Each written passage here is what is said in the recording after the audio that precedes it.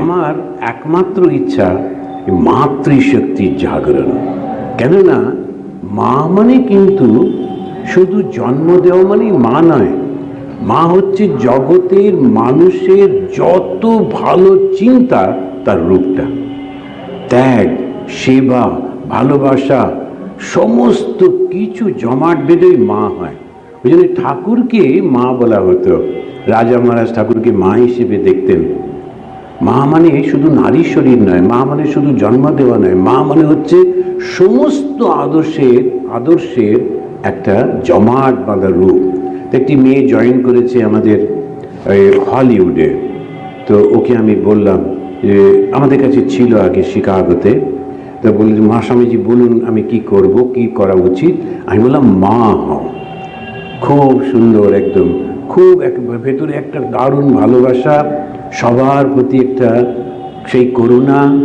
হ্যাঁ, অনেকে নানান রকম করে বটে, কিন্তু মা ওপরে রাগ দেখালেও ভেতর থেকে সব সময় তার জন্য প্রার্থনা থাকে, স্নেহ থাকে, লুকিয়ে লুকিয়ে তাকে সাহায্য করে।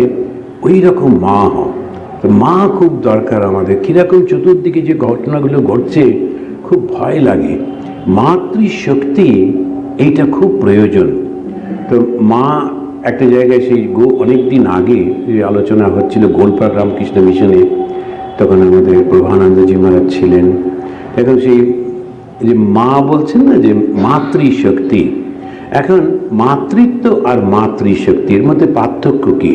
তো মাতৃত্ব হচ্ছে ভালোবাসা উইথ অ্যাটাচমেন্ট, মাতৃশক্তি হচ্ছে ভালোবাসা উইথ ডিট্যাচমেন্ট।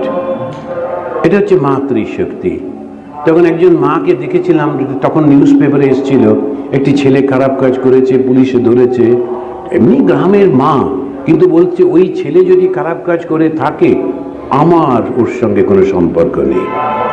মাতৃশক্তি, যে খারাপ করবে তার সঙ্গে আমার সম্পর্ক। মাতৃশক্তির জাগরণ করতে হবে খুব সুন্দরভাবে, শান্তভাবে, ভালোভাবে, নকল করে নয়। যেমন আমাদের নেতাজি সুভাষচন্দ্র বলেছেন, I don't like to B the carbon copy of anyone.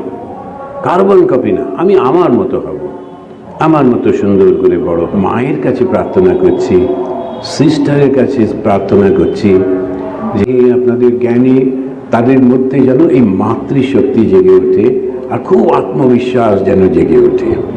জয় মা, জয় মা, জয় মা।